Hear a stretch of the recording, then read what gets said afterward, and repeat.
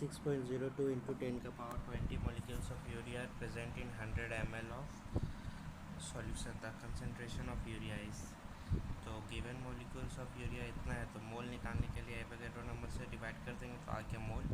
तो मोलैरिटी के लिए यहाँ पे वॉल्यूम दिया हुआ है, वॉल्यूम ml में दिया हुआ है, तो इसको लीटर में कन्वर्ट करेंगे तो मोलैरिटी होता है N/V और 1000 से मल्टीप्लाई कर दिया तो आ गया 0.01 मोलैरिटी आ गया मोलर। तो ये फॉस्फोरस न्यूट्रलाइज करने के लिए KOH करना है, तो इसका रिएक्शन करेंगे H3PO3 + 2 KOH, तो K2H3O3 + 2 H2 बनेगा। तो लेट लेते हैं कि वॉल्यूम VmL है KOH का और 20 ml इसका दिया हुआ है H3PO3 का। तो इस इक्वेशन में देख रहे कि एक H3PO3 के बदले 2 KOH है, तो मोल बाय स्टोइकियोमेट्रिक कोएफिशिएंट को इक्वेट करके निकाल सकते हैं।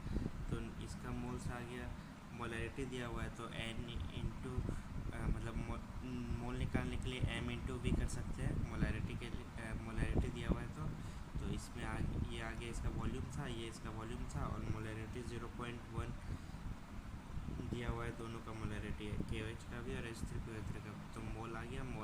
तो स्टोइकियोमेट्रिक कोएफिशिएंट 1 और 2 डिवाइड कर दिए तो इसका सब इक्वेट किए तो V का आ गया 40 ml। क्वेश्चन 3 है, the ammonium evolve from the treatment of 0.3 gram of an organic compound for the estimation of nitrogen was passed in 100 ml of 0.1 molar sulfuric acid. Excess of the acid required 20 ml of 0.5 sodium hydroxide solution for complete neutralization. The organic compound is, तो H2SO4 starting में है 100 ml और 0.1 molarity, तो ml दिया हुआ तो litre में convert किए और N होता है M इंटू V, तो M इंटू V किए तो 0.01 मोल आ गया। तो सेम ही टाइप का क्वेश्चन है, तो इसका NaHH2SO4 का न्यूट्रलाइज किया तो Na2SO4 और 2H2 बना। तो इसका मोल निकालना था, मतलब मोल से हमको आंसर आएगा, तो इसका N आ गया, निकाल रहे हैं और 20 ml दिया हुआ था। इसका एक्सेस ऑफ एसिड का 20 ml दिया हुआ था और 0.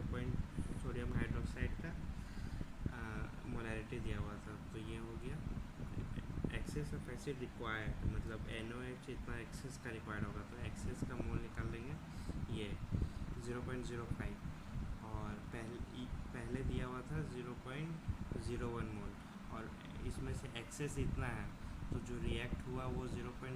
माइनस कर देंगे एक्सेस को, तो 0.05 हो जाएगा रिएक्टेड वाला। तो nitrogen ammonia evolve from the treatment of organic from nitrogen was passed. तो NH3 हम रिमेनिंग रिएक्ट विथ NH3 को H2SO4 से रिएक्ट किए, तो इसका मोल हमको पता नहीं है तो x ले लिया बाई 2। इसका मोल हमको पता है, मोल बाय कोएफिशिएंट से इक्वेट किया ये दोनों को, तो इसका x लिया और इसका 2 और इसका मोल आ गया ये और इसका कोएफिशिएंट ये, तो NH3 का 0.01 आ गया। अब हमको निकालना है कि परसेंट ऑफ नाइट्रोजन कितना है, तो इसमें 0.3 ग्राम में 0.3 ग्राम ऑर्गेनिक कंपाउंड में कितना है, तो एक NH3 में एक नाइट्रोजन है, तो 0.01 में 0.01 मोल नाइट्रोजन रहेगा।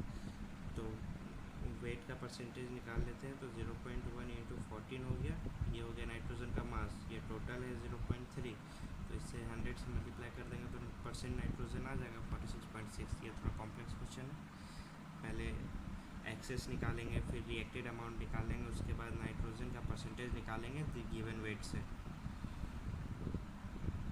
और उसके बाद चेक करेंगे कि किस में परसेंट N सेम है। ये थोड़ा है लंबा क्वेश्चन। यूरिया का फॉर्मूला ये है, तो इसमें हम देख रहे हैं कि 2 नाइट्रोजन है, तो 14 इंटू 2 और इसका मॉलिकुलर वेट 60 है, तो इसका परसेंट निकालेंगे 46.6 आया और इसका था 46.6, मतलब आंसर हो गया 6 यूरिया। तो बाकी सब भी सेम उसी तरह करना है कि मॉलिकुलर वेट से डिवाइड करेंगे और जितना नाइट्रोजन का वेट रहेगा उसको ऊपर रखेंगे।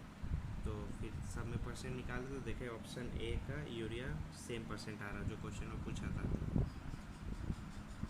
और ये क्वेश्चन है कि मिक्सिंग का फॉर्मूला डायरेक्ट होता है MF equal to M1V1 plus M2V2। अगर final volume V1 plus V2 है, कुछ और नहीं डालें तो V1 प्लस V2 होगा, और M1V1 M2V2 सबका वैल्यू दिया हुआ है तो डायरेक्ट M फाइनल आ जाएगा, डायरेक्ट इजी क्वेश्चन है। और ये क्वेश्चन है कि 1/12 जहाँ पे उसको अगर हम 1/6 कर दें तो क्या होगा। तो रिलेटिव एटॉमिक मास होता है ये mass of one atom by 1/12 into mass of one atom of C12।